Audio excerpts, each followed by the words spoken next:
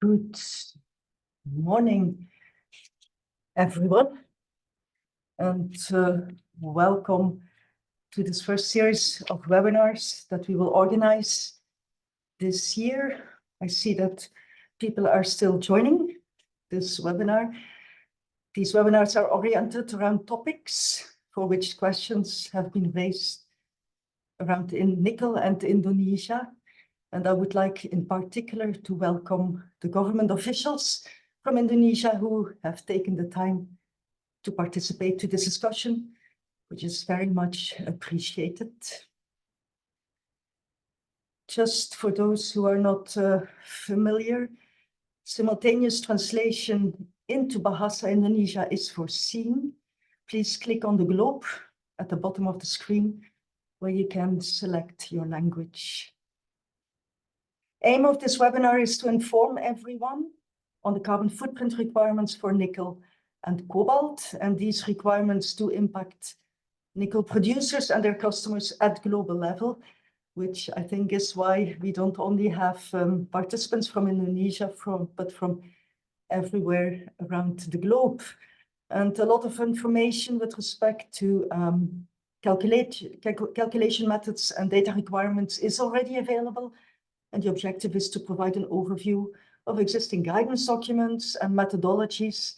And we will also receive insights into how this is formulated in rulebooks and category rules that are defined by regulators and public-private partnerships. So we do see a lot of interest from different stakeholders, not just in Indonesia, and we would definitely like to encourage questions and comments. Your insights would be very much appreciated, as it can only make this discussion more valuable and the tools, guidelines, and regulations that are being developed stronger. Can I maybe get the next slide? Thank you. So just protocols for this session. You are all muted. We do have a lot of participants. So for the benefit of having a good recording as well. And please use the Q&A function, the questions and answers function, to ask questions, not the chat function, please. And this session is being recorded. There was already one question around that, and we can confirm that it is being recorded, and a link will be made available to the participants.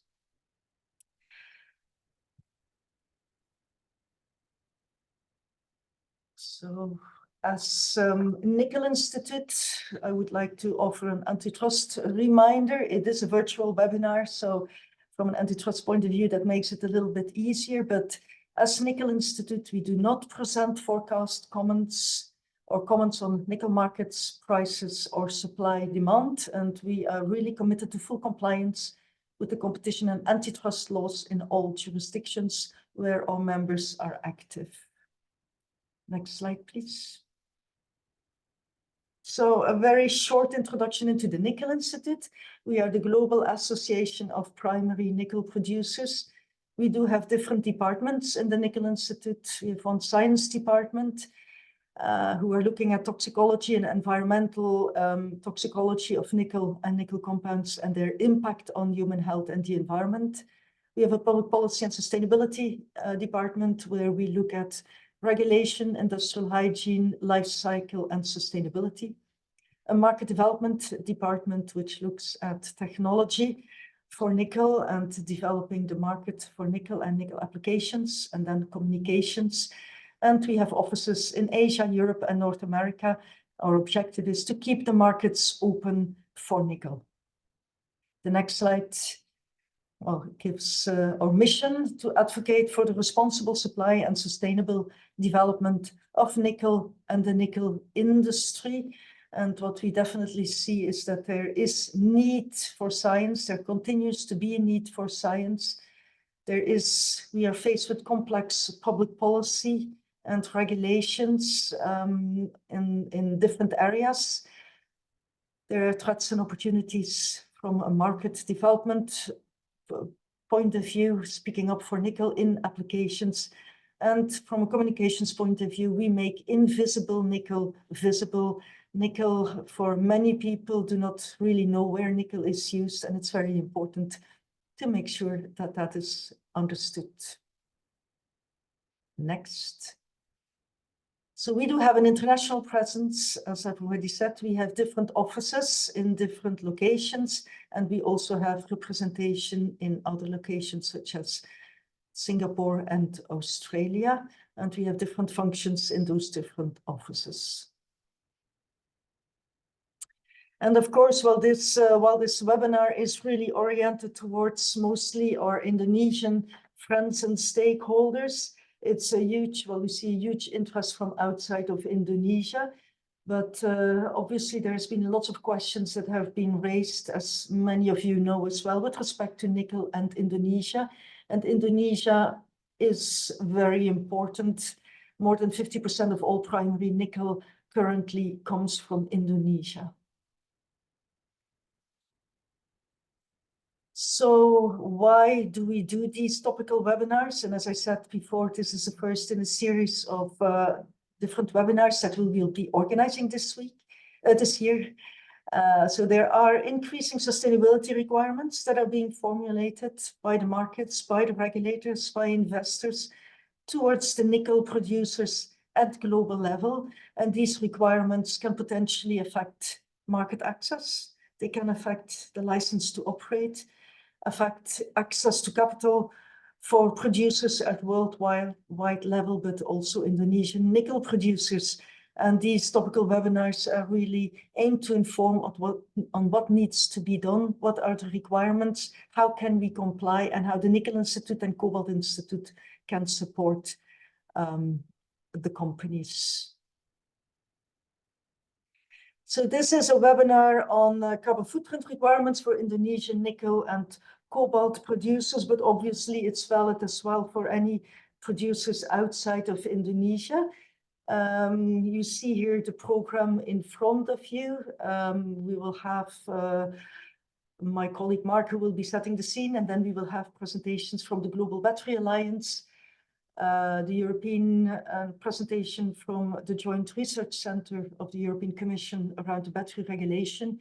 And then the Nickel Institute and the Cobalt Institute will talk about what we are doing in with respect to the calculation of the carbon footprint, the guidelines that we have developed in this respect, specifically for nickel and cobalt. And then we can launch into a discussion which will come at the end. And I would like to mention here as well that different commodities are developing guidelines for carbon footprint. And for instance, as this is very much oriented towards the battery discussions as well, the International Lithium Association is also developing a carbon footprint guideline for lithium, which will be published very soon. With that, and without further ado, I will hand it over to my colleague, Dr. Mark Mistry, who can provide further insights. Yes. Good morning and good afternoon also from my side. I would like to briefly introduce the topic and share with you a few slides on the growing relevance of carbon footprint calculation. So a quick question to my colleagues. Do I show the slides in presentation mode?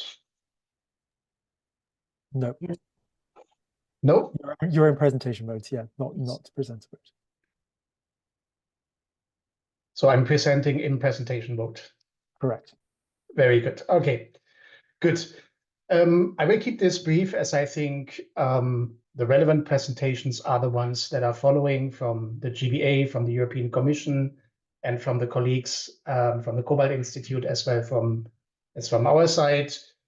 When we look into climate change, this is right now a world map that most of you will know, showing the temperature increases over the past 50 years, where we can see that climate change is affecting societies globally. So we need a joint effort to mitigate climate change. And what we know for example, linked to the Paris Agreement is that many economies, regions, countries are formulating climate change mitigation targets, and greenhouse gas emissions or the carbon footprint calculation is therefore very important, as they are laying the basis for the formulation of such climate change mitigation targets. Carbon footprint calculation is important. It allows to, first of all, measure the carbon footprint of companies, sectors, products, or entire industries. It helps us to understand how relevant are carbon emissions in certain sectors. Most importantly, they also help us to understand where do we observe hotspots, for example, with a product in an industry sector or in companies. And they actually lay the basis for setting targets that help us to formulate and to achieve decarbonization targets. And the important point is that the measurement of such carbon footprint calculations, that they have to be done in a harmonized way. Then only they allow us to have results that we can compare, that are consistent and that are reliable. This chart that is shown here on this slide is from our world in data. It's actually showing the global greenhouse gas emissions in 2016, where you can see that roughly 3/4 of all greenhouse gas emissions are linked to what they consider to be energy. And within this energy segment, we can see that transportation is playing a significant role. So roughly 12% of all greenhouse gas emissions globally are linked to road transport. Metals production is here in this chart shown at the top, with iron and steel and other non-ferrous metals accounting for roughly 8% of all greenhouse gas emissions globally. And according to our calculations, nickel is below 0.3% of all greenhouse gas emissions. A very interesting point is that we see an increasing number of stakeholders showing an interest in the carbon footprint. It's not only regulators or authorities that formulate targets to mitigate climate change. It's also value chain initiatives like Responsible Steel, then public-private partnerships such as the Global Battery Alliance, customers that might have own targets that they formulated or that have to comply with regulatory compliance, the investor community that wants to steer investments into sustainable sectors only, and even trade platforms start to look into carbon footprint to promote that only sustainable metals are traded at such trade platforms. How does this fit with the strategic objectives of nickel and cobalt producers? There are different dimensions. Veronique already mentioned some of those. It is impacting the access to markets. So, for example, in regions like the European Union, if we take the example of the battery regulation or CBAM, we can see that the carbon footprint is playing a role. Customers, as said, might formulate own targets that you have to comply with, trade platforms. I mentioned access to finances there. Sustainable finance or taxonomy in Europe is a very nice example showing how carbon footprint is linked to the topic. License to operate, so permitting might be linked to the carbon footprint, but also access to raw materials for both primary as well as secondary materials. And the last point is also a very important one, as we see that there's the risk of reputational damages. That is a cross-cutting issue that might affect all the other strategic objectives. For us at the nickel industry, batteries is a sector, a fast-growing sector. These are data from 2023, where you can see that in the meantime, batteries account for 17% of nickel first uses. Stainless steel is still the dominant first use. But for us, given the growing relevance that batteries plays, it is important to understand the requirements of these specific value chains. So stainless steel on the one side and the batteries industry on the other side. When we look into the batteries value chain or into value chains in general, what we can see is that often enough, when we talk about mining, production, manufacturing, these are actually the steps where significant greenhouse gas emissions occur, and where, for example, in the European battery regulation, a focus is put on to ensure that the carbon footprint is reduced by the products being used, the manufacturing processes, and so on.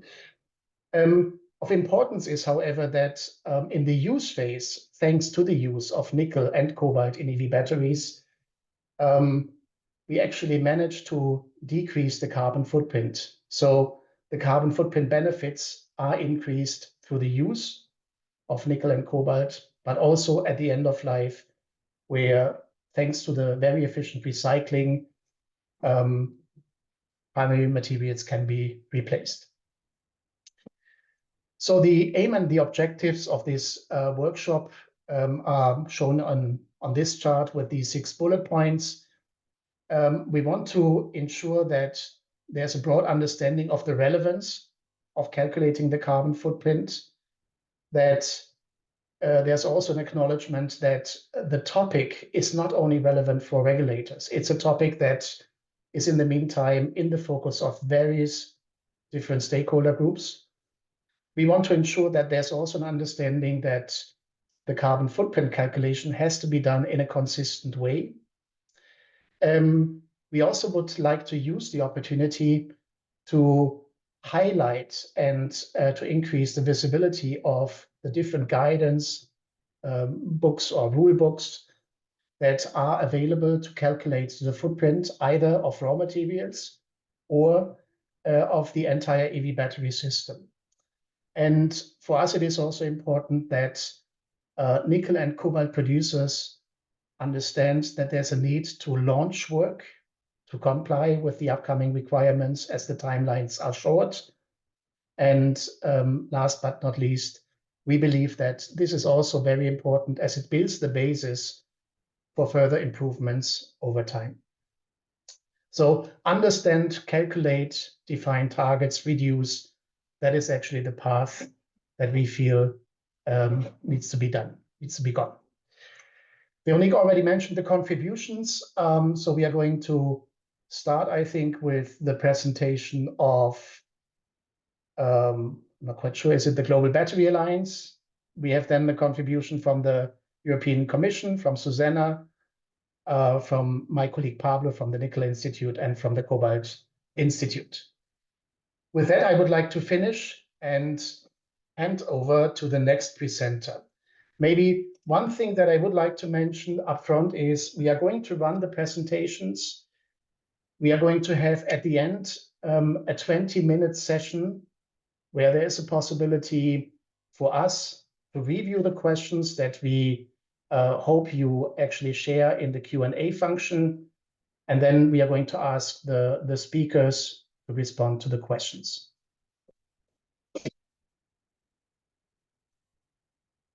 Good. So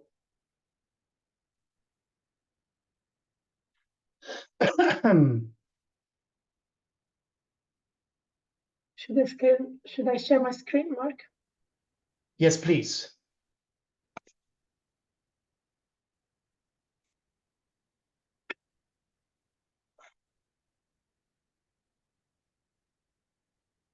And while Susanna is actually sharing her screen, a few words from my side just to introduce Susanna. Susanna works with the Joint Research Center of the European Commission. She's an environmental engineer with a PhD from the Danish Technical University, DTU, and she's working since 2022 with the European Commission, with the Joint Research Center, dealing with a number of topics, notably the carbon footprint calculation. So, Susanna. Can you see my slide correctly, like presenter mode? Yes. Super. So thank you very much, Mark, for the presentation, and hello, everybody. I'm very happy to present today, and I will walk you through the carbon footprint of batteries that is included in the batteries regulation of the European Commission. Some quick words about the Joint Research Center. The JRC is a general directorate of the European Commission, and its role is to provide technical support to the policy DGs that are then responsible of drafting and proposing different legislations. And we help and support policy DGs throughout the whole policy cycle, so from policy design to policy implementation. Today, our focus is the batteries regulation. That is quite a large body of regulation that was published last July 2023. It is composed of 96 articles, and it includes several requirements from safety to durability to recycled content to the carbon footprint. Today, we will focus on the Article 7, and the Article 7 states that a carbon footprint declaration shall be drawn for each battery model per manufacturing plant, for electric vehicle batteries and rechargeable industrial batteries with a capacity greater than 2 kWh, and light means of transport batteries. How it works is that the policy has been taught in steps, and you can see on the bottom the timeline. The first, where the carbon footprint declaration will be mandatory, are the electric vehicle batteries. And then 1 year after, there is gonna be the industrial batteries with industrial storage. 2 years after, the light means of transport. And 2 years after, the industrial batteries with external storage. What it is important to note is that this carbon footprint declaration will be then used to calculate some classes and then some threshold. So a maximum carbon footprint threshold above which a battery will be not allowed to be sold in the European market. And this requirement is for all the batteries that will be placed on the European market. So JRC has been working until now on 2 reports. The first one that was published last year on electric vehicles, and this is now used as a basis for the delegated act. So right now, the delegated act is in the middle of the policy process and will be published soon. The second one is the carbon footprint of industrial batteries. And in this case, actually, we are still open to receive comments. I added here also the link where these 2 reports can be found, but we're happy to receive any comment on the industrial batteries. Here, I would just like to present you a bit the work that has been conducted to reach these reports. This is because we did not write this report by ourselves, but we had several stakeholder workshops, both for EV, and we had one for industrial batteries, and then we had a final stakeholder consultation. And this is also what we are planning to do for each of the battery classes that I presented before. Furthermore, we follow quite closely any type of standardization on carbon footprint of battery. There is currently one IEC 63369, that is on carbon footprint of industrial batteries. We have been quite close also to the GPA that you will hear about later. So why are we presenting this today? I guess that you all know that nickel and cobalt are present in batteries. Here, we just included some typology of batteries. And what it is relevant to say is that in most of the cathodes and in many of the anodes, you find some sort of nickel and cobalt.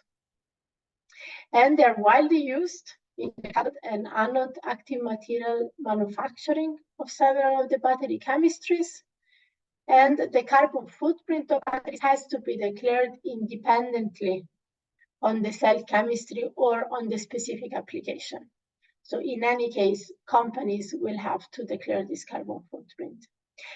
This is a quite fast developing sector. We also expect to have other materials, and we already see emerging materials as cathode and anode.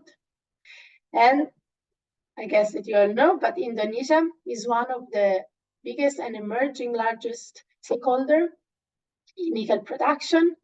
And it's going to be very important also to consider sustainability aspects, especially when these materials are imported into Europe, where the batteries regulation is entering into force. I just added here 3 numbers, I think, about the importance of Indonesia for nickel. This is because on the left, you can see that Indonesia produces almost 40% of the primary production and around 30% of the refinery products. And it's also one of the major exporters. I will try today to focus on the system boundaries and on how companies can share data, because it can be quite interesting for you all. So the system boundaries of a carbon footprint define which parts of the system has to be included. It starts from the mining. So the first one, the furthest supply chain, is the raw material manufacturing and pre-processing life cycle stage. This, as I said, starts from the mines.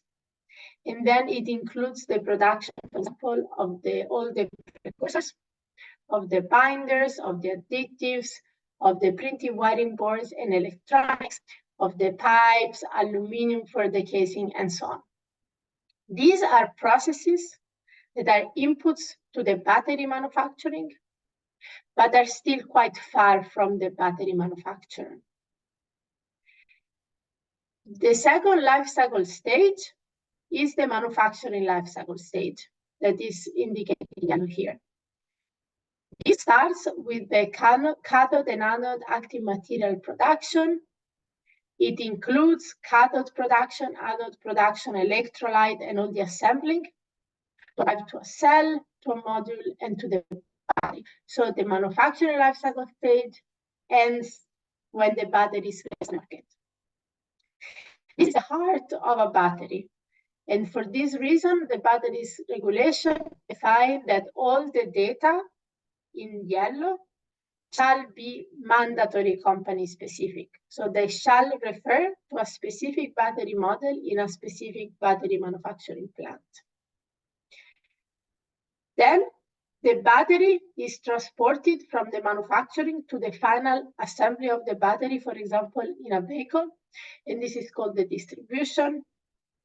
And at the end, we have the end of life cycle stage.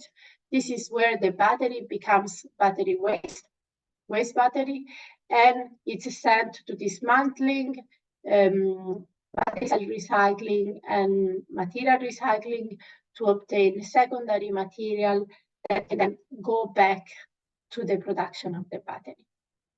As you can see, there is one life cycle stage missing, that is the use life cycle stage. This is because it was decided that the use phase would be excluded from the battery, from the carbon footprint calculation, due to the high uncertainty of how a certain battery will be used, thus to the quite high variability of results that this would have had. The nickel and cobalt are actually, as I said before, in the cathode and anode. It is quite relevant to understand this kind of system boundary, or this difference between material manufacturing and manufacturing life stage. This is because it really changes the requirements for the data to be used in the calculation. We had here an example for nickel metal hydride batteries for the cathode production. And again, you can see that until nickel sulfate This is outside the manufacturing, but once it becomes a cathode CAM, then it enters into a manufacturing. In this slide, I will present the requirements for the data and how companies are able to share data among each other. This is quite important because the carbon footprint of batteries has a normative approach, meaning that it's quite strict on which typology of data and data set can use the calculation. As we saw before, all the processes of the entire supply chain and life stage of a battery, excluding the use phase, are divided into mandatory and non-mandatory company-specific processes. For all the mandatory company-specific processes, that means all the processes in the manufacturing life cycle stage, all data shall be company-specific. This means, for example, the electricity consumption shall be company-specific, the ancillary material, the waste generated, the byproducts generated, and so on. Instead, when we go into the non-mandatory company-specific processes, we decided to divide them into processes that are the most relevant for the carbon footprint, meaning that they have a high influence on the final result, and non-most relevant processes. Here is a list. The next slide has a larger list, but in general, these are all the material precursors of the cathode and anode. The production of copper, aluminum, and steel. In this case, the idea is to give freedom to the battery manufacturer, to the company that declares the carbon footprint. And in this case, it may be modeled either with a secondary data set or with a high-quality company-specific data set. So the company have the freedom to choose one of the two options. In the case of non-most relevant processes, this is, for example, the printed wiring board production or the electronic production. In this case, there is no choice. It shall be modeled with a secondary data set. Secondary data set means a data set that has to come from a secondary database.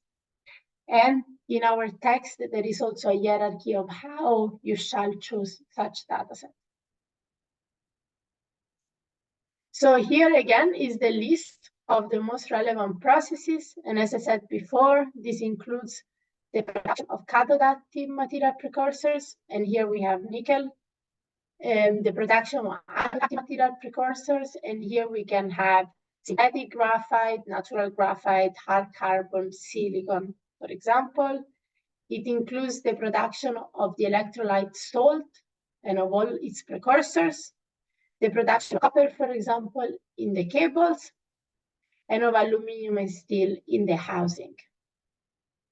And these were chosen because these processes, depending on where they were coming from or which manufacturing process they were going through, they would have a high influence on the final result.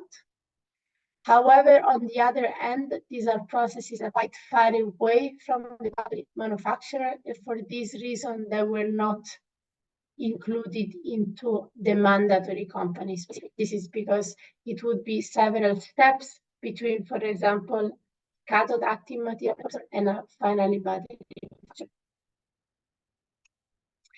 Here we see an example for nickel and cobalt.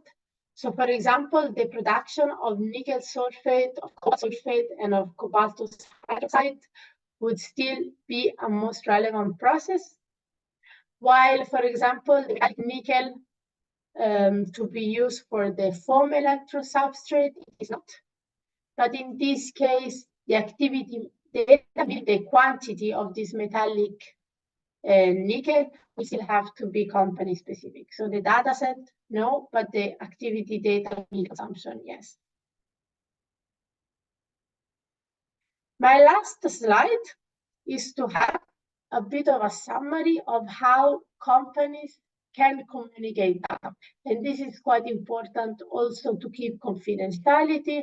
And this is because sometimes suppliers are also the direct competitor of the company buying the material. So we gave 3 options. In the first option, the suppliers provide the entire life cycle inventory, so the entire bill of material, and the entire information that are needed to respect the conditions and the requirement in the carbon footprint battery. And this is because in the document there is a quite long section on carbon footprint battery verification and which information are mandatory to be public and which information shall be simply communicated to the notified body for verification. The second option is that the supplier provides a company-specific dataset, an aggregated dataset. So a dataset is simply it's an object where there are both some metadata, some information that describe this object, and then some numbers. And in this case, this can be the life cycle battery or the carbon footprint. So a company can decide to give an aggregated carbon footprint to the carbon footprint declarant. In this case, however, there is a condition that in any case, the notified body has to have access to all the information in order to verify that this number has been correctly calculated. The option 3 is that the suppliers use a third-party subject. These are companies, for example, data management companies.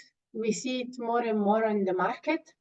And these are companies that are responsible for collecting data from different suppliers and on calculating the final footprint to then be communicated to the carbon footprint, to the battery manufacturer. And this is quite interesting because in this case, the confidentiality stays with this data management company that are also expert confidentiality and they deal with confidential information. And they are also the ones responsible of the final calculation. So with this, I finish my presentation, and I'm happy to answer your emails not your email, sorry, to your question at the end of the presentation.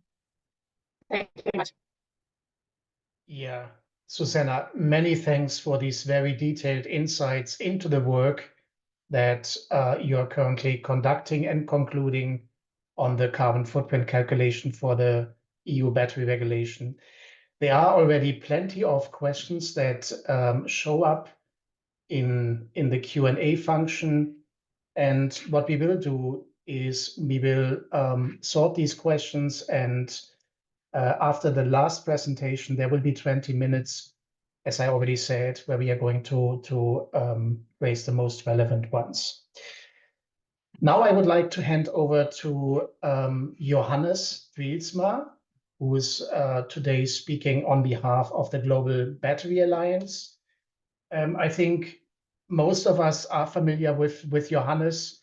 He's looking back, even though that he looks still quite young. He has an outstanding career behind himself.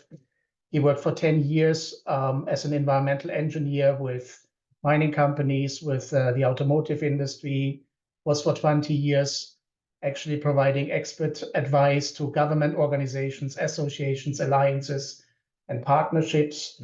And he is right now the lead in the Global Battery Alliance when it comes to their rule book for calculating the battery carbon footprint. And Johannes, we look forward to your presentation, where he will give us an insight into the work of the Global Battery Alliance. Johannes. Thank you very much, Mark. And may I just pass on the thanks of the Global Battery Alliance for this opportunity to present to such a large audience. So I'm going to give an overview of the activities of one of my clients, the Global Battery Alliance, GBA for short. And I will try to speak a little slowly, as I know we have the simultaneous interpretation in place. So the GBA was created about 6 or 7 years ago at a meeting of the World Economic Forum. And it came about because the companies involved had had a twin realization. They understood first that batteries are essential for the coming energy transition, but also they recognized there are significant sustainability risks to be managed in the value chains that are used to produce those batteries. So from this realization, the founding members of the GBA committed to a triple objective.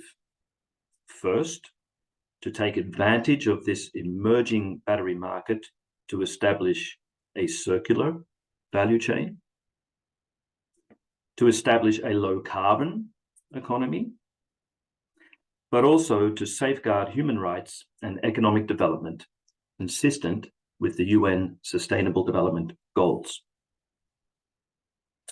They then wrote for themselves a mission, and the essence of that mission is recognition that to realize the vision will require collective multi-stakeholder action. The GBA has published its thinking behind the vision in a couple of documents that are available from their website. And their focus is really about providing pragmatic solutions to make this transition implementable, but at the same time consistently raising the level of ambition, and all the time with a global lens. So since that day, the GBA has grown to over 150 organizations. So it's truly a global public-private partnership and really very much multi-stakeholder. The membership includes quite a number of industry players, and they represent the entire value chain, including the raw material producers. And this broad membership brings together the upstream and the downstream, regulator requirements as well as voluntary standards, the producers and the importers. And they aim to bring about value creation for both producing countries and importing countries.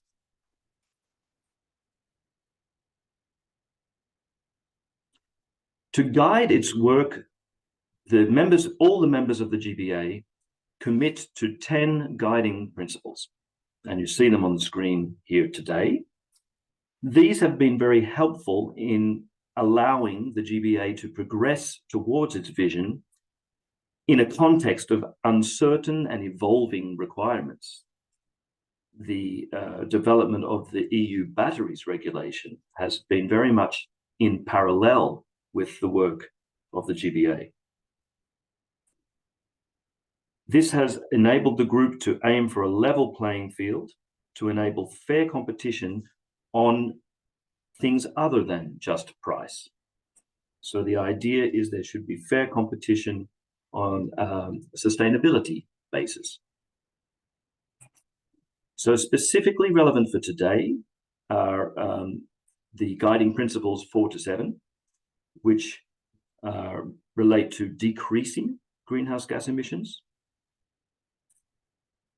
prioritizing energy efficiency, and substantially increasing the use of renewable energy, fostering battery-enabled renewable energy integration and access with a focus on developing countries, and supporting high-quality job creation and skills development.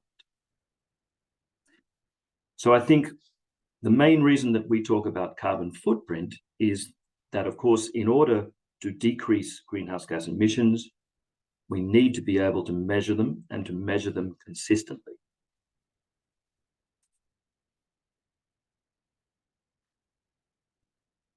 The GBA's work on carbon footprint is a first key element of what they call the battery passport.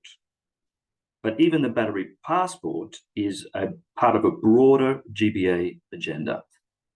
So the GBA is also addressing social impacts, particularly related to sourcing of cobalt from the Democratic Republic of Congo, but also the emergence of critical raw materials policies in many jurisdictions, and ensuring energy access for all, circularity of the value chain, etc. This broad agenda is designed to give value creation across the GBA membership all the time within the scope of those 10 guiding principles. So what is the battery passport? The GBA founding members recognized that a chief instrument to bringing about their vision is transparency. And the battery passport is a way of creating a digital twin of the physical battery, and in that digital twin would be integrated a transparent representation of the ESG information, environmental, social, and governance risk data. The focus today is on sourcing primary data from the cradle to gate value chain, all those processes used to produce the battery pack. And already I think you should understand that the GBA goes beyond the requirements that Susanna just presented, in that the GBA aims to have company-specific or primary data from the entire value chain. Ultimately, the battery passport would then integrate the information into an ESG score, and this would be used, excuse me, let's go back to the previous slide. Yes, this would be used for a comparison of the different battery products. Mark mentioned the timeline is quite short. We expect to be able to make such product-to-product comparisons in the time frame of, say, 2026 to 2027. So this is pioneering work, really. The GBA is applying this digital product passport concept to a very complex product, battery packs for electric vehicles. And it's the GBA's way of bringing about concretely their vision of using transparency and consistent calculation to be able to differentiate different battery packs based on their sustainability performance. Now, you may already be thinking there's more to sustainability than carbon footprint, and the GBA, of course, recognizes that. Carbon footprint is key. It's the first of their initiatives that they are using to test a lot of their thinking and their processes. But other sustainability risks are also addressed. And a number of other rule books have already been published or will soon be published to guide GBA members on how to make the calculations necessary to provide indicators of these sustainability risks. The choice of indicators is an outcome of a holistic mapping of risks by the members, and these rule books are addressed to the whole value chain, including nickel and cobalt producers.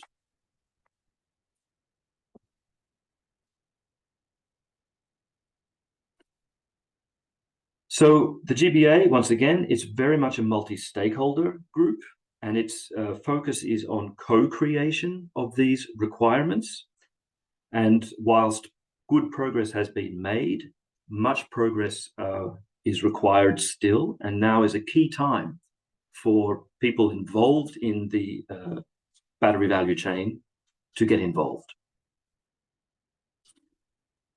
A number of rulebooks will be published later this year, and then attention will shift to other sustainability risks so that a holistic picture of sustainability can be then presented via this digital battery passport.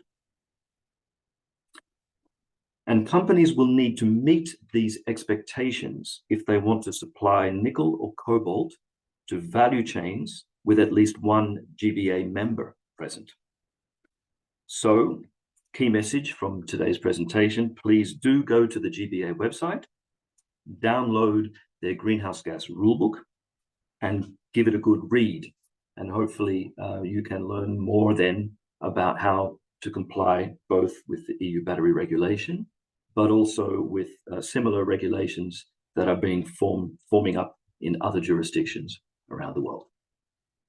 Thank you, Mark.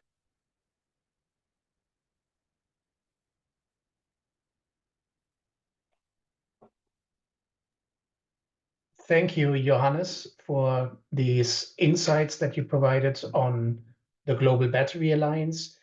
I think your presentation was very complementary to what Susanna presented, as you showed things on a much higher level. I already saw that there were questions regarding GBA and the work of the European Commission when it comes to battery footprint calculation.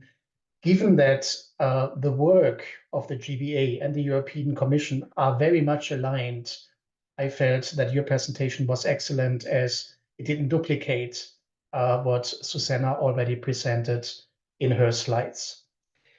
I see that there are many questions turning up, and we are going to have a very lively discussion later on in our Q&A session.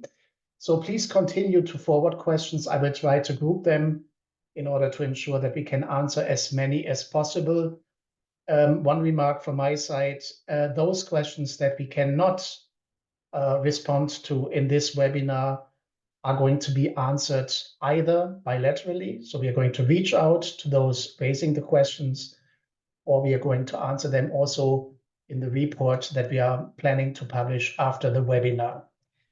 Now, I would like to hand over the word to my colleague, Pablo, who will actually provide you with an insight into the work that we are doing at the Nickel Institute to respond to these carbon footprint requirements formulated, for example, in the European Battery Regulation or in the Global Battery Alliance. Pablo works together with me on sustainability and life cycle issues. He is, from his education, a chemical engineer who is right now with the Nickel Institute for 6 years. He's a Spanish national. He works in the Brussels office. And together with Pablo, we are working on, as said, putting together life cycle data where carbon footprint calculations are a part of the outcome of these calculations. Pablo, can I ask you to share the slides and to guide us through your presentation? Yes, thank you very much, Mark, for the introduction. I'm going to share my slides now.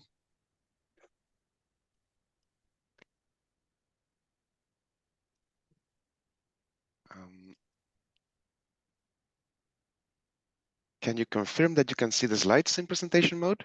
Yes, we can see them in presentation mode. Okay, unfortunately, I'm not able to share my video right now, but I will proceed with the presentation. So thanks again for the introductions, Mark.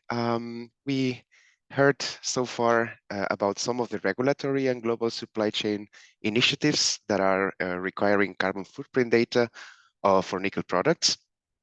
I'm now going to provide an insight into the carbon footprint calculations for nickel, focusing on what needs to be done to deliver data that is suitable to meet the requirements of these initiatives. So in my talk, I will first explain what it entails to calculate the carbon footprint, specifically for nickel, and describe what are the process steps that need to be covered, and then do a deep dive into the most relevant methodological aspects.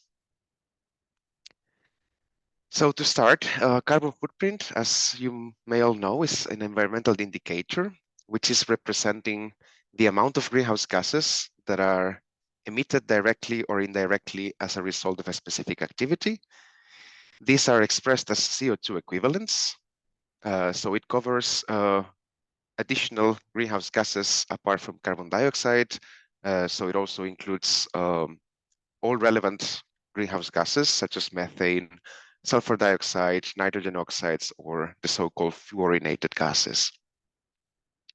It is expressed as CO2 equivalents, and the carbon footprint calculation is based on international standards that exist, like the GHG protocol and the ISO 14064, and they contain general guidance.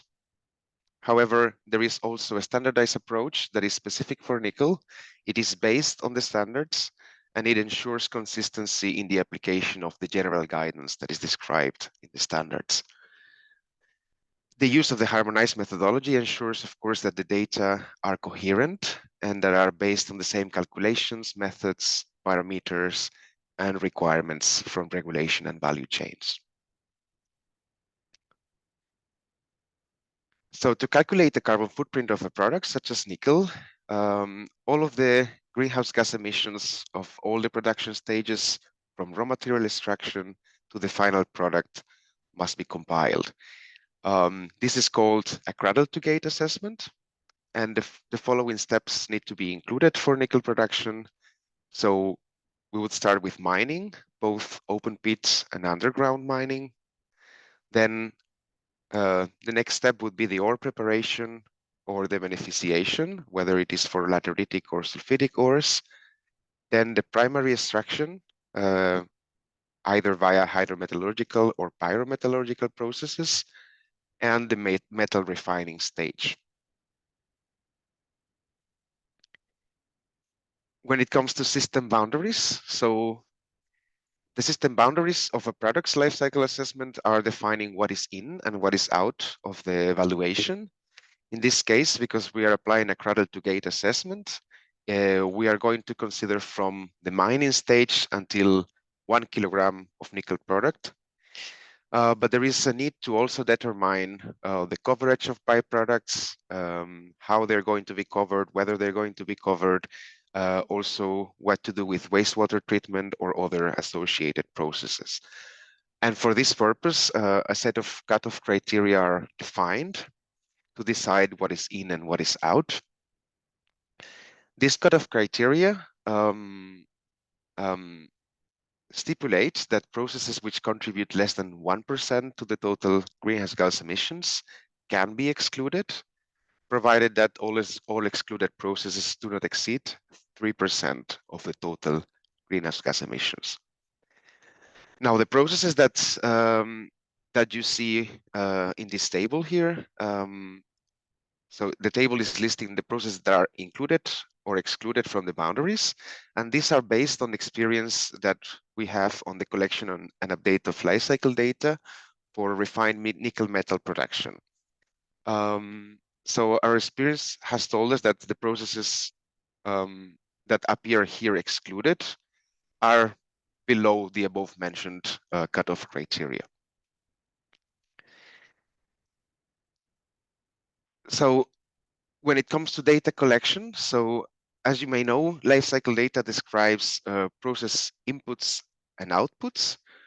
Inputs can be energy, process chemicals, or water that is utilized during the production of nickel. And outputs cover emissions to water, emissions to air, or waste.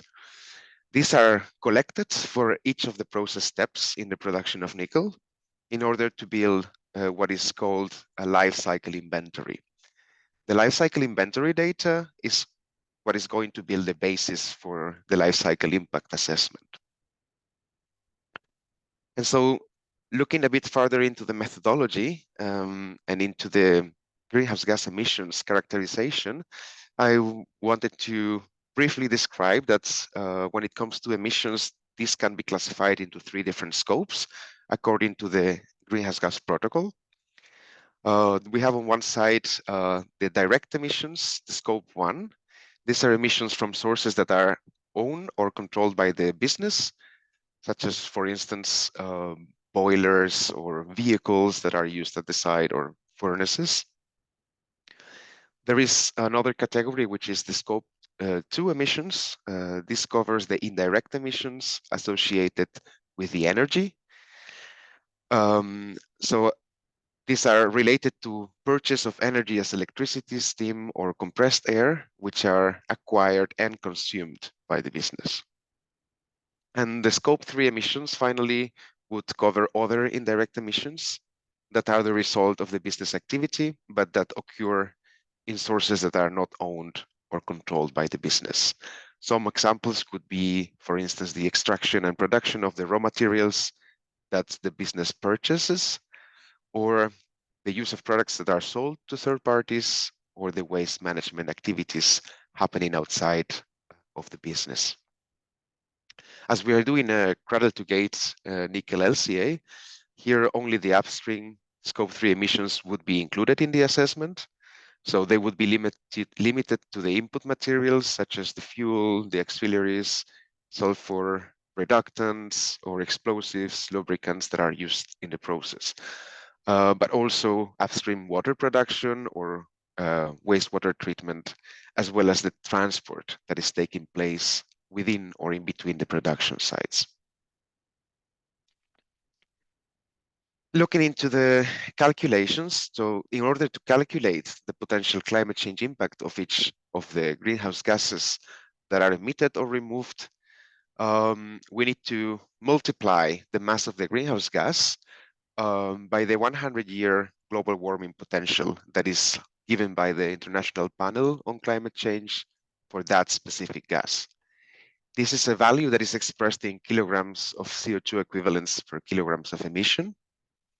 And the global warming potential is basically an index that measures how much infrared thermal radiation a greenhouse gas would absorb over a given time frame, in this case, 100 years. So it basically makes different greenhouse gases comparable with regards to how effective they are in causing radiative forcing. The total carbon footprint of the system that we're studying is therefore the sum of all calculated impacts for each of the greenhouse gas. So another particular aspect that I wanted to explain is how to deal with allocation of byproducts.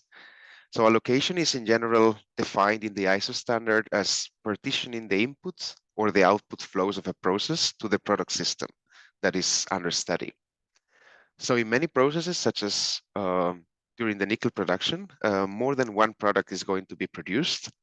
And in these cases, it may be necessary to handle this situation and in many cases divide the impacts from the process between the different products. So the ISO standard describes a hierarchy to be applied in this situation. Firstly, allocation should be avoided if process subdivision is possible. If that was not possible, it should be first considered whether there is a well-characterized representative substitute of the byproduct. So this would be the case, for instance, for many non-metallic byproducts that are co-produced during nickel production, such as it could be sulfuric acid or ammonium sulfate or sodium sulfate. And in those cases, we apply what is called system expansion via substitution. So system expansion considers that the co-products are alternatives to other products that are used in the global market, and a representative inventory of that byproduct will be included into the system boundaries and subtracted from the analyzed system, so as an environmental credit. So it is important in these cases that the calculation transparently discloses the credits and what kind of credits. So what is the conventional method that has been selected for producing the byproduct, and also the origin of the data sets for the conventional production method, as well as the reference year. This should be always declared, and also based on a reliable and globally accepted data source. In the case that no such representative substitute can be defined, which would be the case for several metal byproducts for which there are no production routes with a single output, it is therefore recommended to allocate the impacts based on an underlying physical relationship. And this could be, for instance, mass allocation, which is the most commonly applied. In cases where a physical relationship cannot be established or cannot be used as the basis for allocation, the standard stipulates that the input should be allocated between the products in a way which is reflecting other relationships between them. And an example would be the data might be allocated in proportion to the economic value of the products. So in the specific case of nickel production, a combination of economic value and mass allocation is generally applied to the metallic byproducts. So here what we do is if the difference in economic value is not higher than 5, considering a price averaged over 10 years, then mass allocation is used to define the environmental profile. Typically, there is not a vast typical economic difference when only base metals are processed together, especially. So this allocation method is also considered the best approach. However, if the price difference is higher than 5, then economic allocation is used. And this is the situation usually where base metals and precious metals occur together. These metals have vastly different economic values and production volumes. So as an example, platinum is usually produced in low volumes, but it has a higher market value. And other metals such as copper are usually produced in high production volumes, but they have a lower market value. So a mass allocation here would not represent the value of the products and the rationale for producing the different metals. And this is why economic allocation is applied. So inputs and outputs are always be documented and explained and justified together with the allocation procedure that has been selected. And also a sensitivity analysis of the different allocation methods shall also be conducted. Now moving into electricity. So the emissions that are related to the production of electricity that is consumed in the nickel production processes, in the waste and wastewater treatment, in the ancillary processes, or any other processes included in the system boundaries, they shall be included in the inventory. For electricity, similar to allocation, there is also a hierarchical approach that exists, and that is described in the flowchart in this slide. So if the electricity is purchased by a supplier, then it is possible to use the supplier-specific electricity product if for a country there is 100% tracking system in place, or if a supplier-specific electricity product is available and there is a reliable contractual instrument in place. Similarly, it is possible to use the supplier-specific total electricity mix once again, if a reliable contractual instrument for the supplier-specific total electricity mix exists. In case this is not the situation, there is the possibility to use the country-specific residual grid mix, of course, of the country where the life cycle stage is occurring. And as a last resort, a regional representative grid mix can be used of the region where the life cycle stage occurs as well. In these last two cases, where we are using country-specific or regional representative mixes, the use of residual grid mixes is preventing the double counting with the use of supplier-specific electricity mixes. So it is important then that where available, the residual grid mix is used. The greenhouse gas emission factors for countries globally, as well as for the different electricity generation technologies, can be found in life cycle databases or in available publications, such as the emission factors database of the International Energy Agency. And lastly, well, the emissions that are related to the electricity generated on site are calculated based on the fuels that are combusted. In this slide, I wanted to mention how to calculate the fuel combustion. So the emissions arising from the combustion of fuels that are consumed in the process are calculated using the default emission factors from the IPCC 2006 report that you see on the table there.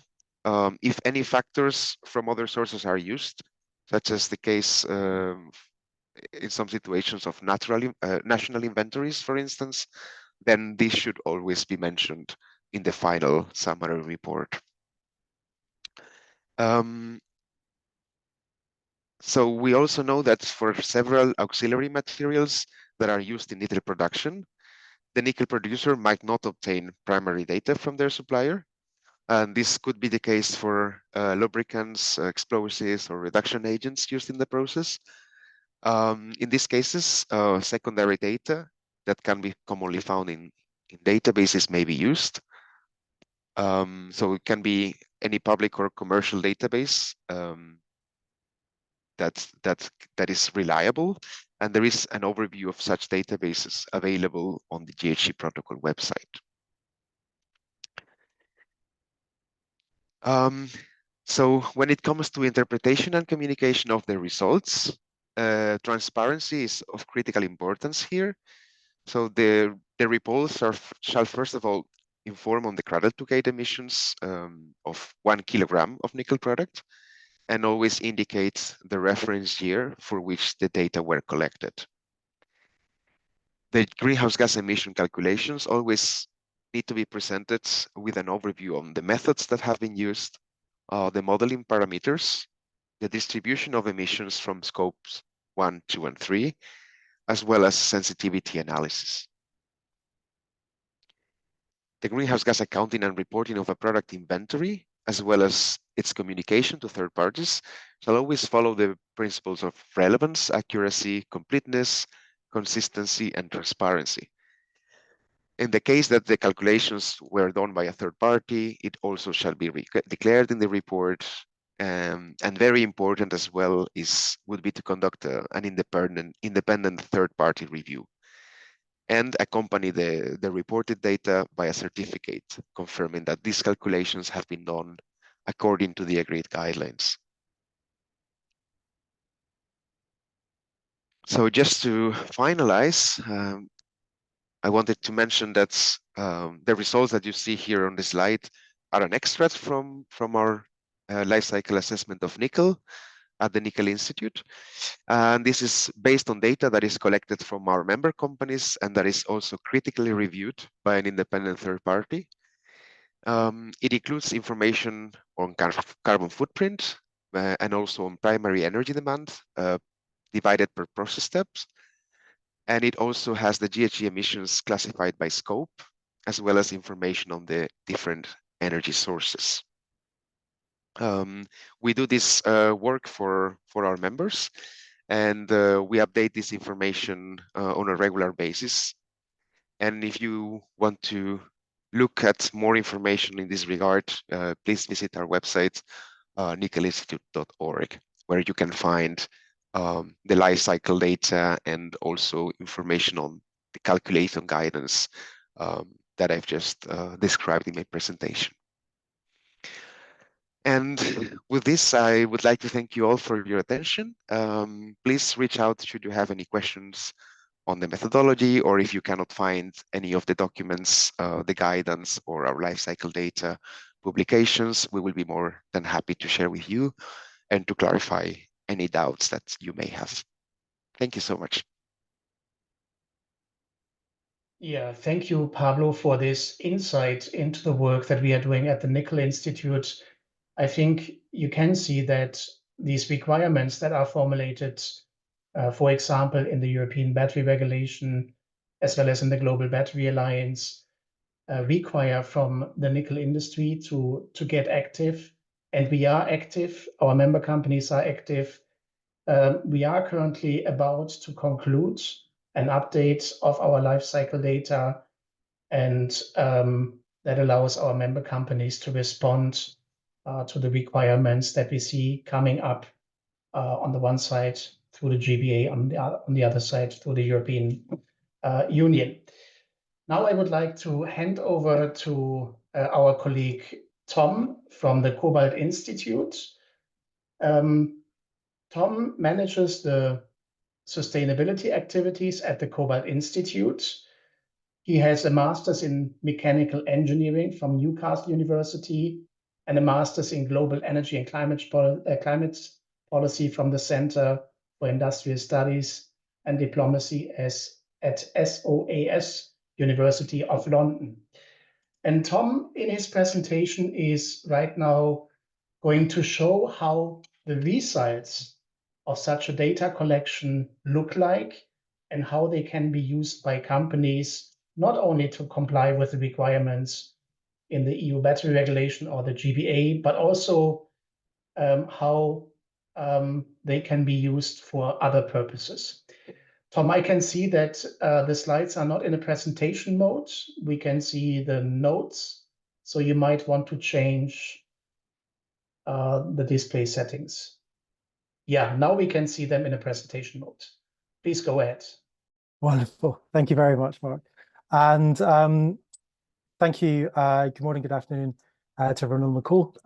Thanks for the opportunity to present today, and also to the Nickel Institute for organising this event.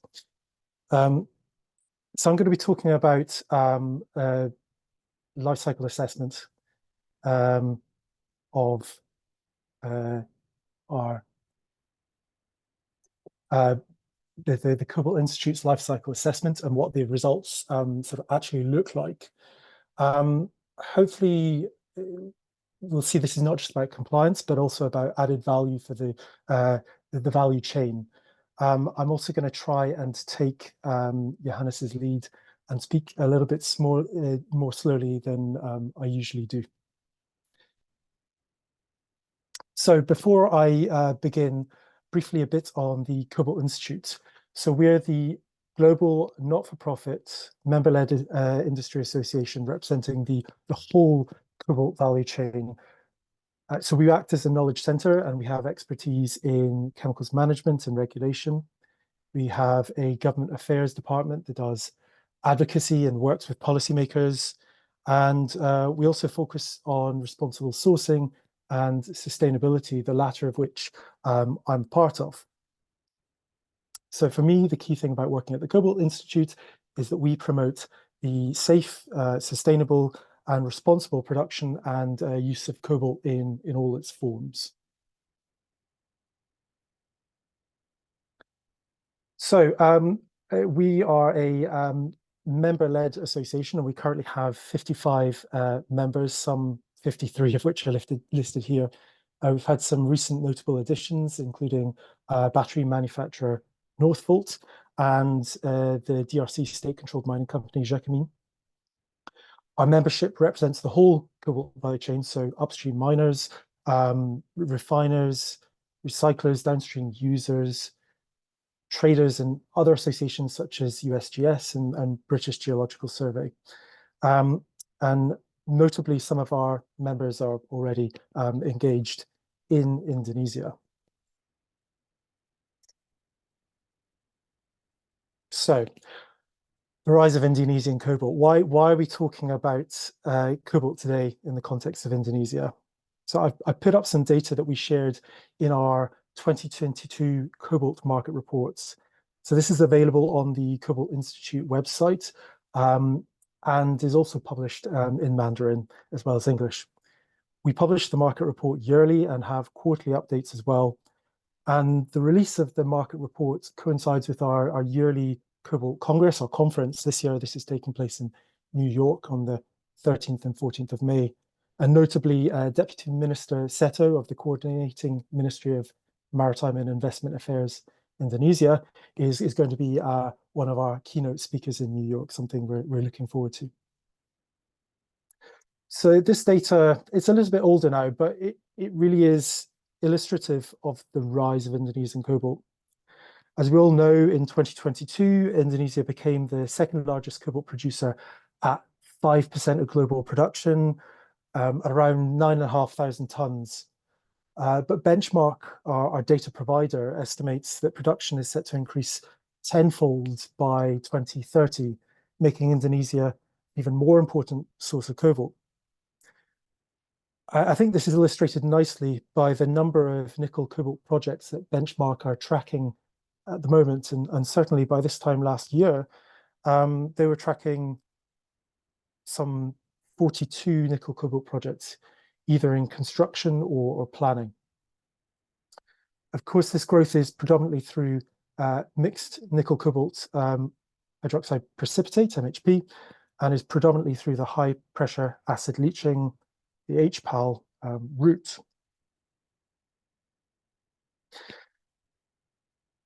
But with the rise of Indonesian cobalt, there are some challenges ahead, particularly when considering ESG, and specifically today we're focusing on the environment's part of ESG.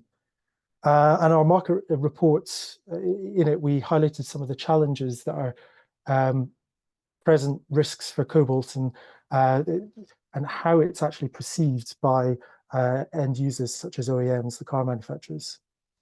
So what we have here are environmental impacts, and I'll focus mainly today on one, global warming potential, so carbon footprints. And on this graph, we are comparing two modeled routes for cobalt. So they don't represent specific assets, but they represent the typical process route. So the brown bars, we have cobalt sulfate heptahydrate from the Democratic Republic of the Congo, followed by Chinese refining. So taking that crude cobalt hydroxide from this copper cobalt route, transporting it to China to be refined to cobalt sulfate. Then on the blue bar, we have cobalt metal produced by the HPAL process in Indonesia. And what we see is typically a significantly higher carbon footprint, an increase of some 250% from the traditional DRC China route versus the typical Indonesian HPAL route. We also see a significant increase in impact for terrestrial acidification, so the release of sulfur dioxide causing acid rain from, say, the use of furnaces or coal-based electricity production. And then we also see significant increases again for eutrophication, this being the introduction of macronutrients such as phosphorus to water bodies, disrupting the natural environmental balance there. So what we're seeing is a significant potential increase in environmental impacts from Indonesian cobalt. Now, this is in the context of downstream users, such as car manufacturers, looking to reduce their product environmental impacts. They wish to demonstrate to their customers that their products have a low environmental burden, and here there is a significant focus on carbon footprint at the moment. But also there are legislative requirements, compliance requirements for market access to the EU, for instance, that's being put in place through the battery regulation, which Susanna's talked to, Johannes and Pablo have alluded to as well in their presentations so far. So with mechanisms such as ceilings on carbon footprint for batteries, battery manufacturers will be looking for the lowest footprint materials so they can achieve this in this ceiling and maintain market access.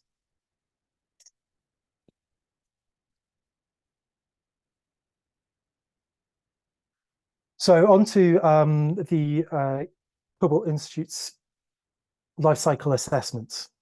To give a little background, the first LCA was carried out using a 2012 reference year. So this is the year the data was collected and published in 2015.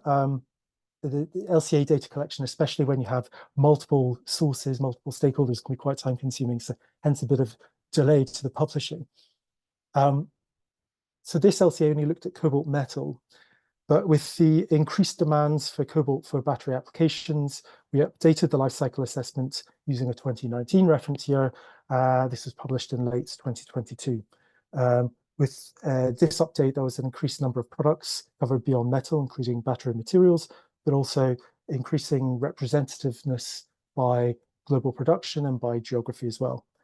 The inclusion of battery materials, of course, noting that now 70% plus of cobalt production actually goes into battery manufacturing. So related to this, we also have produced a document similar to and complementary to what the nickel institutes have produced a product carbon footprint guidance document. So this is a document that instructs users how to calculate the carbon footprint of specific cobalt products. The Cobalt Institute and Nickel Institute and other metals associations work closely, so these guidance documents work seamlessly together at the same time addressing the specificities of particular metals.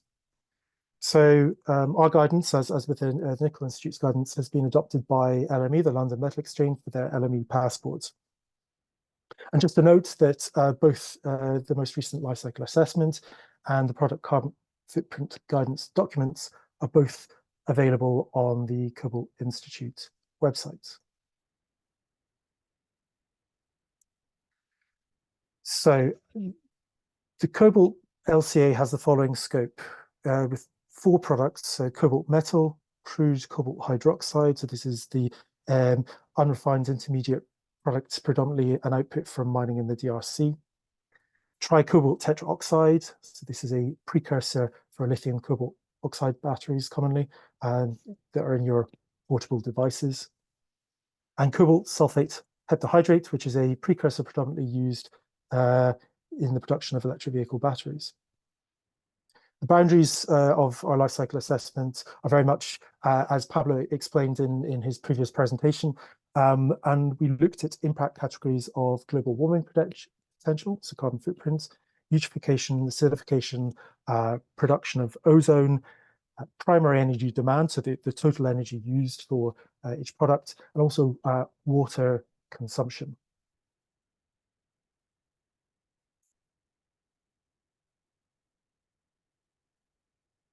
So it's worth noting that the results are global average aggregated results. That is, we use the data from several of our members from several sites around the world and aggregate these data to a single figure. And this serves 2 purposes.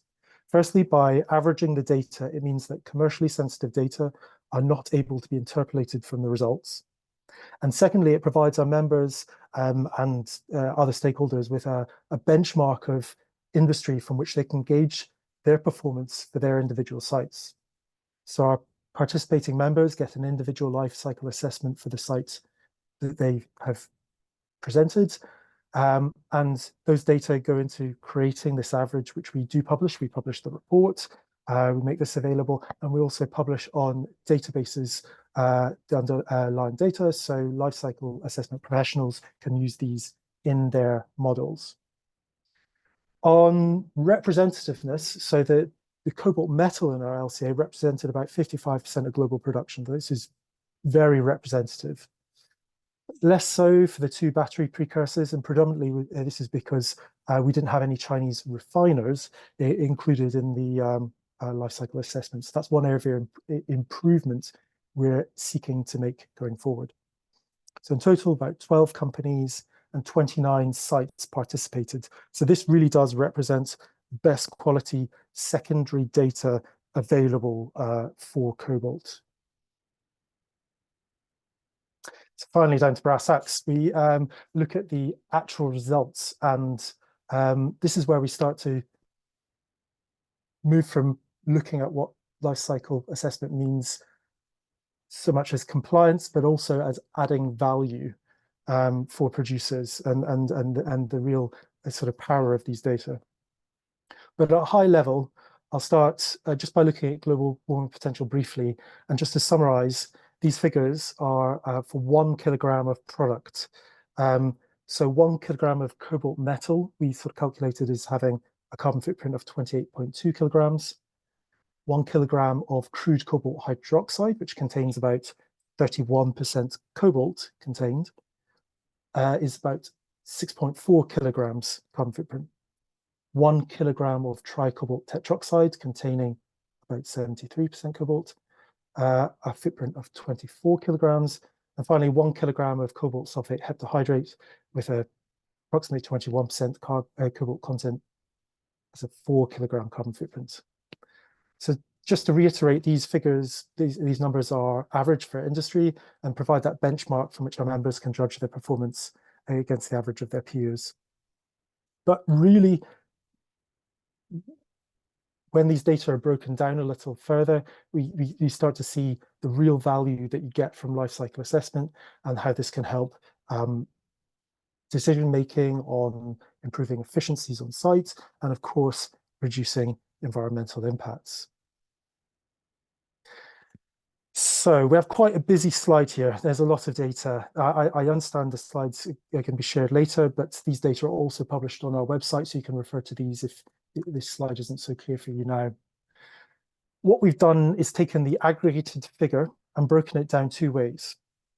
Firstly, we've broken it down by process stage. So as Pablo described earlier, we have different stages: mining, beneficiation and ore preparation, primary extraction, and refining. And I'll just focus on those 4 stages today, although we have more data here. And then we've also broken down the data by scope, so scope 1, 2, and 3.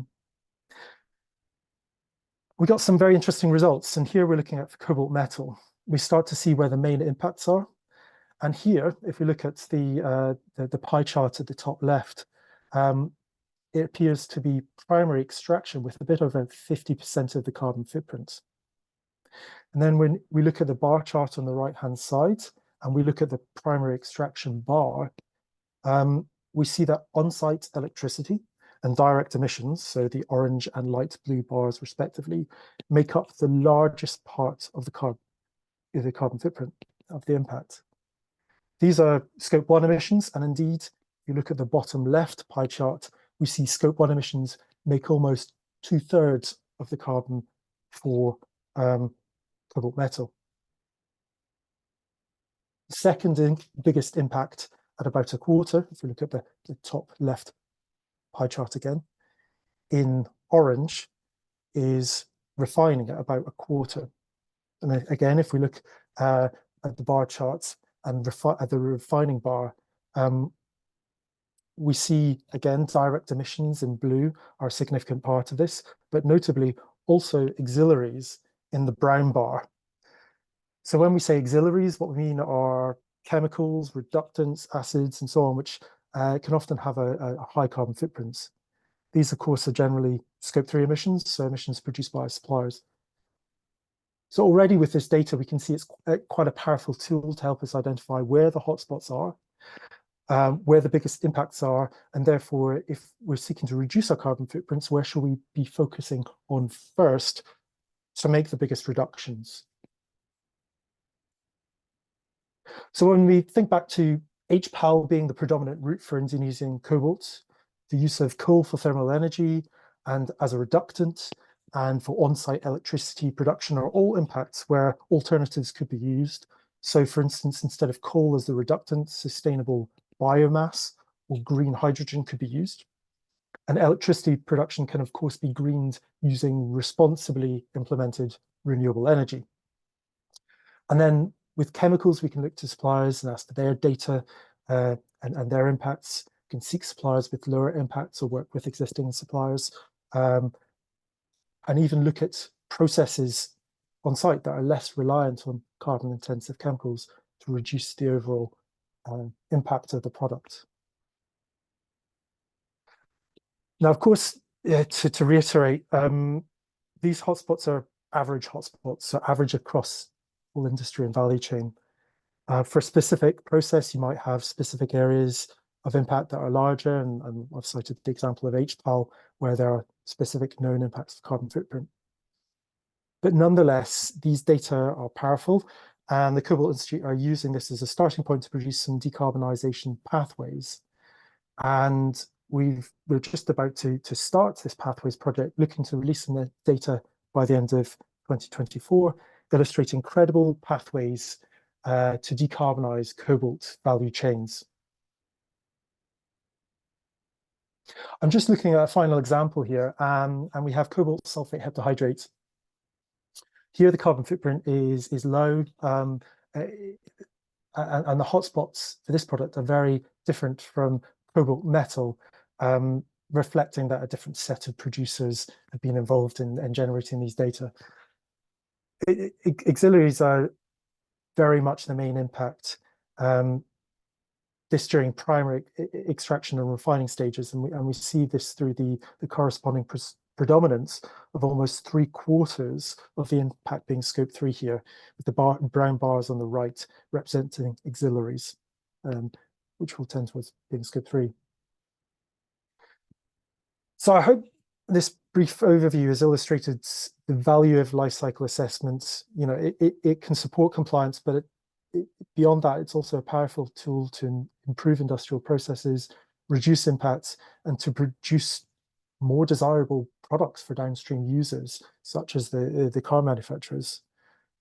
As well, I think it also illustrates the value of the work that we as industry associations are doing.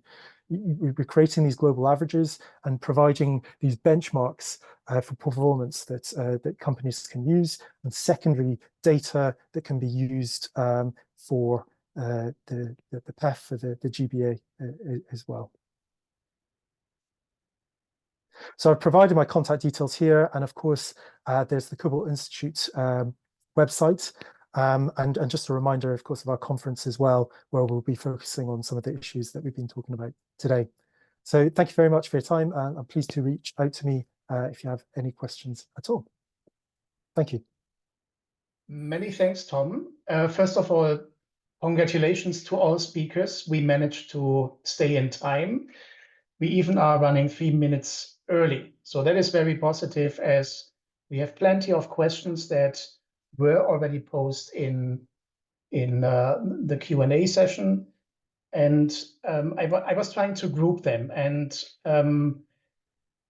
I think it will be best if I go through those that I grouped and then go back to the chat to see new questions coming in. So my first question goes, if I can ask all the speakers to switch on their camera. My first question would go to Susanna. That was a question that came several times right now. I think all of us, we were waiting for the 18th February 2024 and the release of the guidance. So one of the most popular questions today is, what happened? When can we expect the guidance to be published? I don't really follow the political process, but we know that it has been longer than expected, and this is why they did not publish for the deadline. The document, how it works is that it's on the final steps, and then in the following weeks should be published on the European Commission website for this. It's like an open consultation. Every time the Commission publishes a new rule, then people can actually comment and send their comments.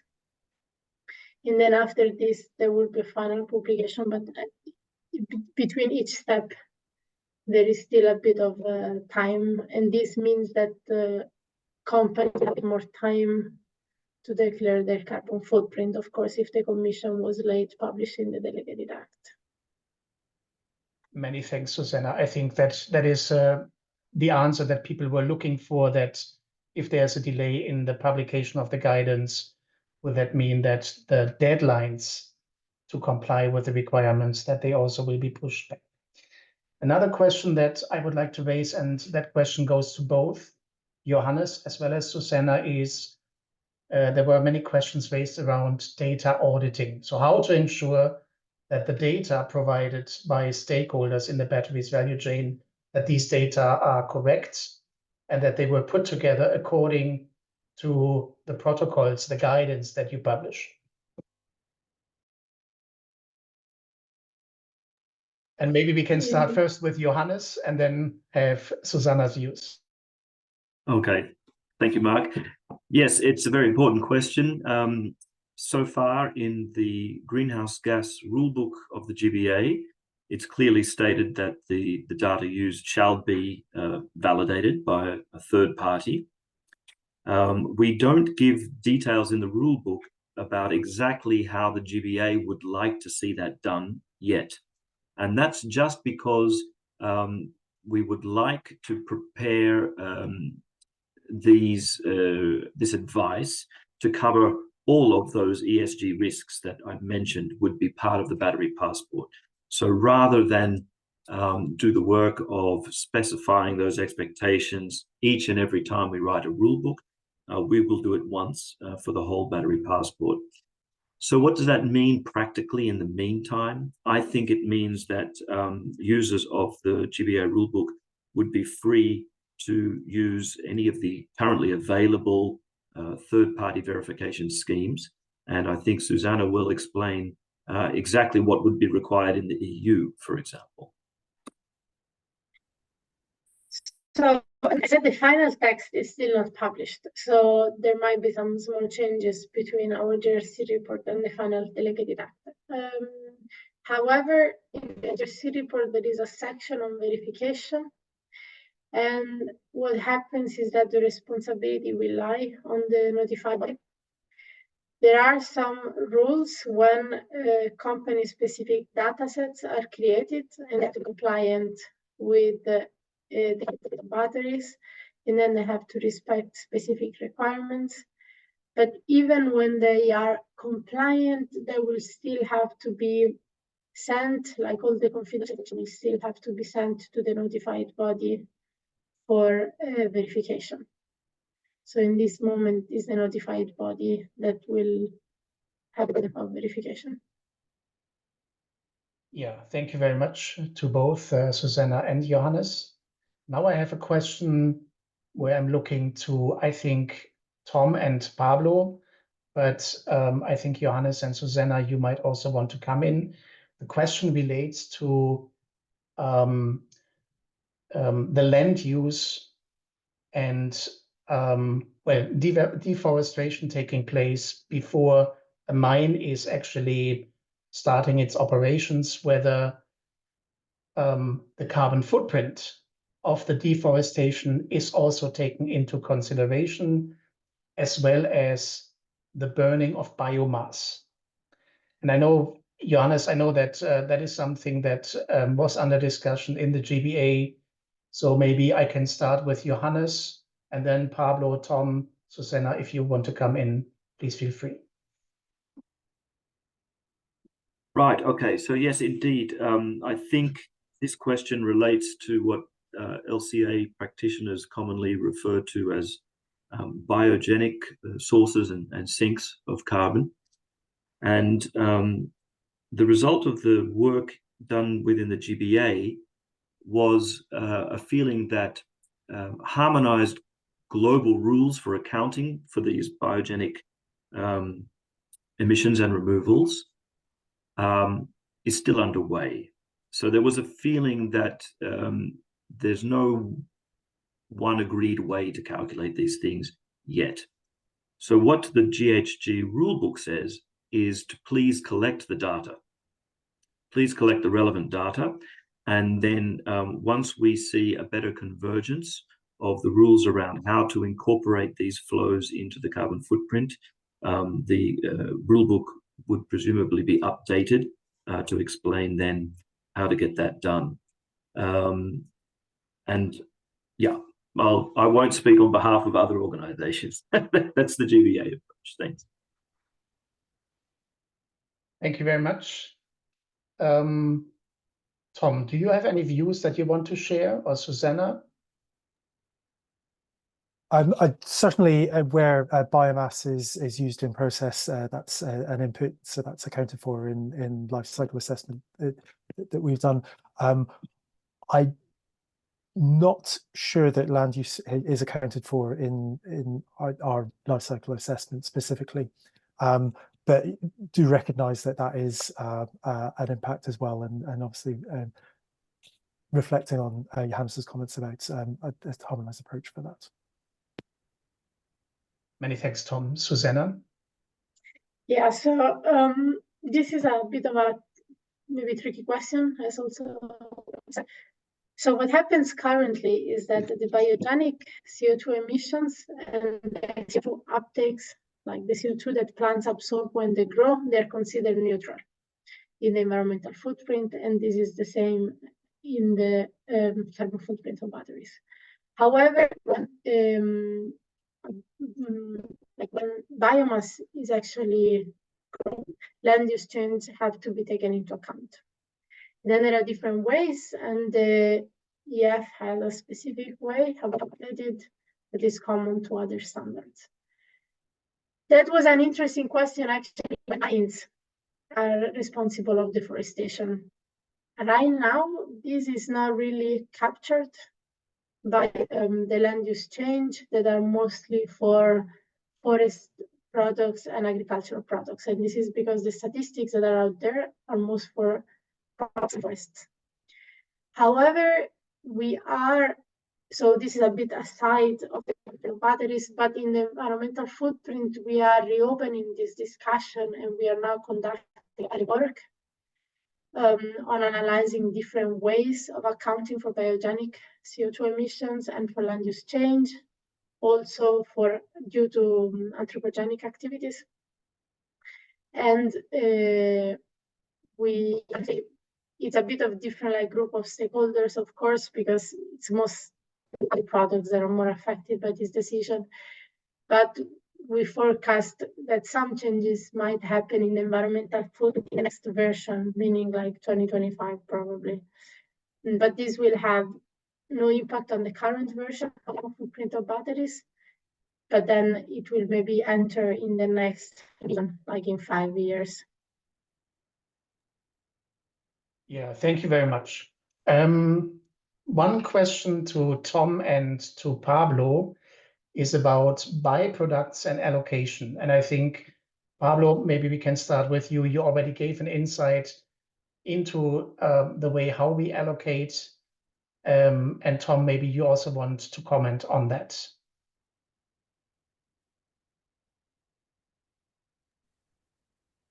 So the question is generally on allocation.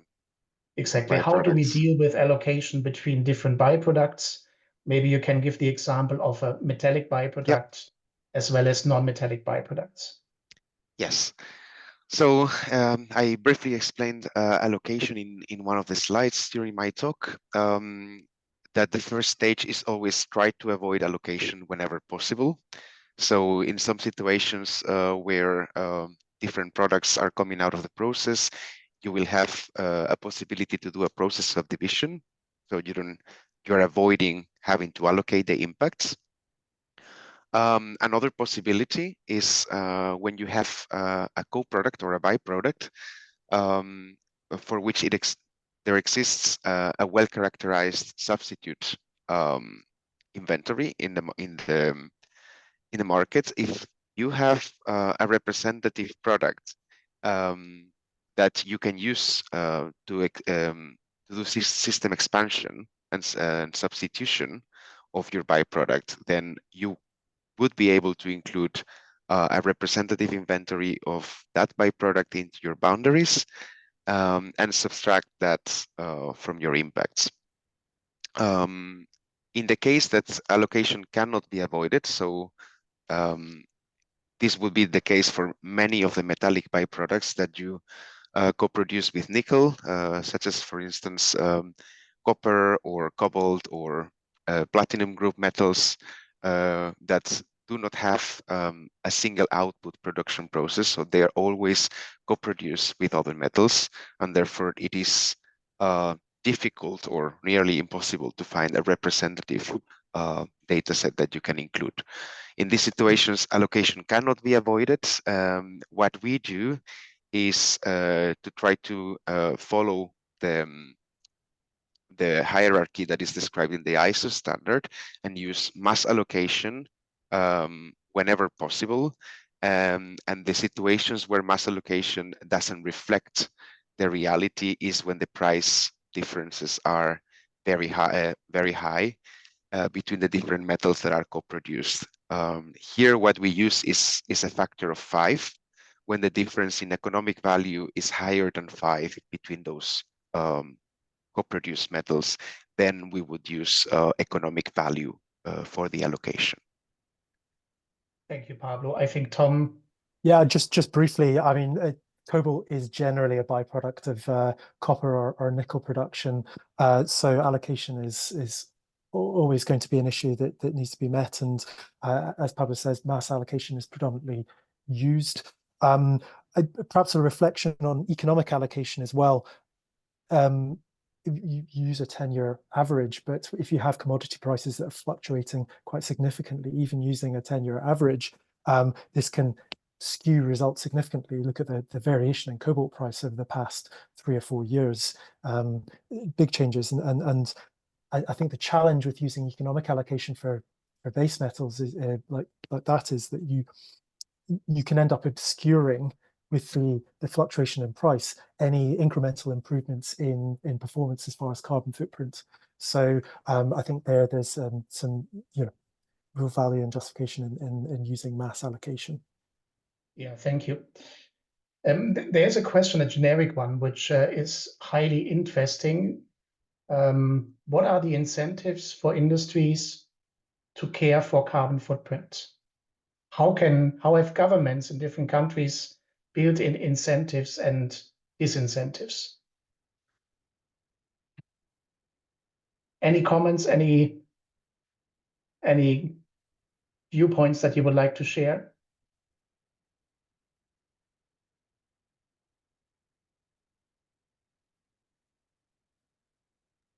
It doesn't seem so. Mark, I could you think, repeat the question? yes. How are the incentives Mark, for industry to care for carbon footprint? So what are the incentives generated for nickel and cobalt producers to really look at the carbon footprint? And are there measures taken? I think, Susanna, when we look into the battery regulation, we know that in a longer term, the European Commission is planning to actually define a threshold that the battery system has to achieve. And that is also going to reflect upon the raw materials which are used in the battery system. So I think there are incentives generated for companies to invest in decarbonization. And looking right now beyond batteries, for example, in the European CBAM regulation, Carbon Border Adjustment Mechanism, we know that there's also work ongoing where the carbon footprint is going to be the basis for certificates that you have to purchase. So we clearly see a trend that there are incentives generated that companies have to work on their carbon footprint. Mark, I just add to that as well. I think a lot of the compliance stuff is a bit of the stick, if you like. And I think there is some carrot as well, and that is, in decarbonizing processes, efficiency of processes is one way to do this, and that's cost saving. That's saving money. If you have a more efficient process, if you're using less energy to produce a product, it should cost less. So industry should be incentivized by that as well. So that's also a bit of a carrot. There's a bit of a goal there, beyond the compliance piece, beyond access to credits, where how the banks are looking at carbon footprint and so on. Yeah, I might also volunteer, Mark. I'm not speaking on behalf of the GBA here, but just from my experience with the mining sector, indeed, I think the sticks are being shown. Yeah, the incentives are in legislation, but also I agree with Tom. There could be carrots, and one particular area where you might imagine there are incentives are where the downstream sector, motivated by the regulation, looks to secure offtake agreements, and they might be linked to inward investment to the producing country. So if a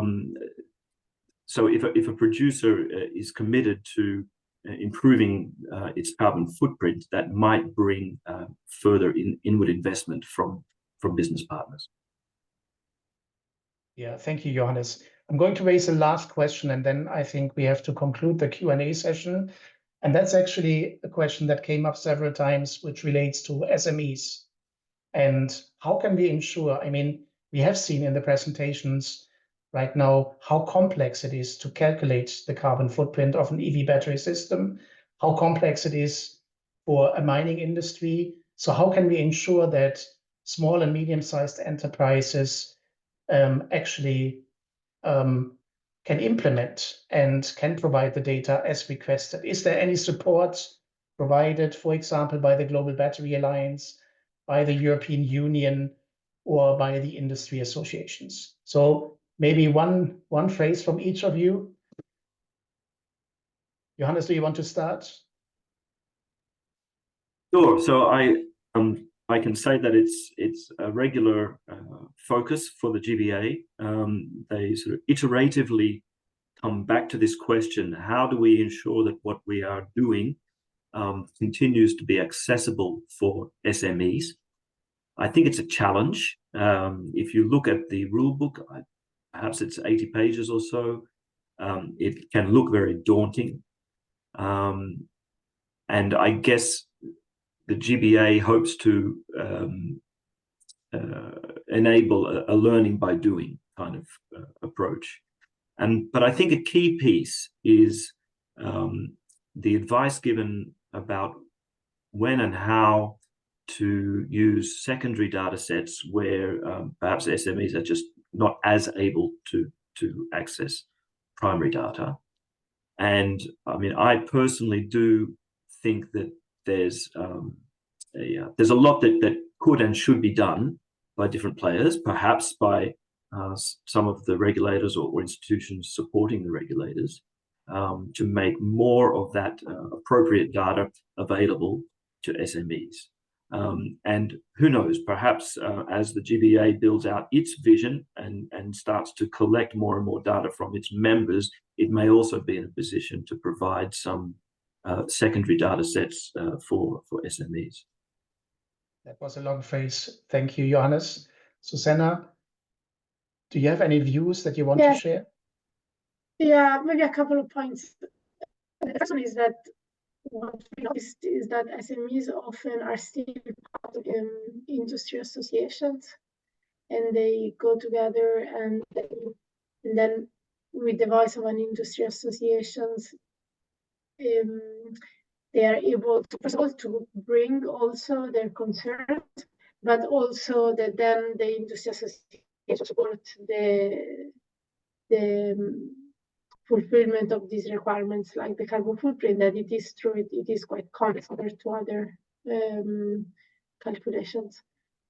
And the second thing is that the batteries regulation, I was actually looking for the number because I don't remember, but we mandate specific suppliers to give their data to manufacturers, and this was done exactly to try and give obligation to share data, especially for smaller companies that do not really have this purchase to force suppliers to share their data. And this article was conceived with this idea to support any type of stakeholder to get their data without having to start a legal battle where only like large companies could have access to data.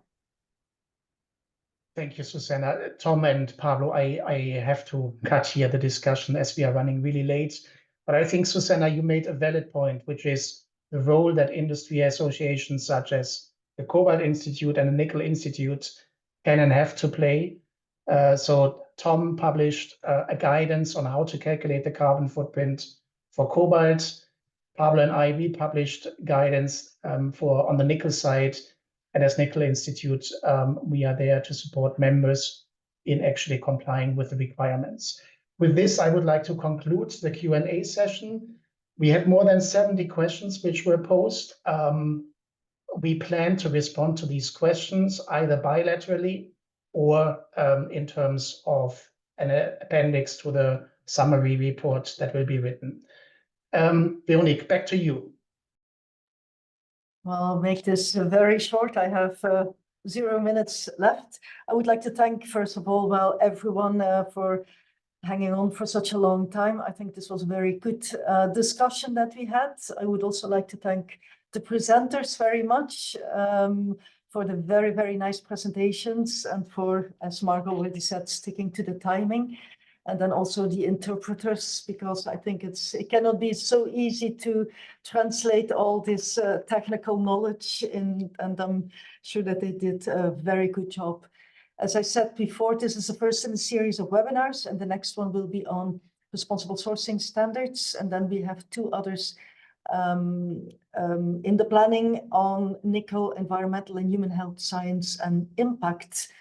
And Mark already mentioned, we will follow up on the questions. A recording will be made available. This was definitely a question that came back several times, and we will also make sure to have a short report of this webinar, and we will also check for the presentations to send them out.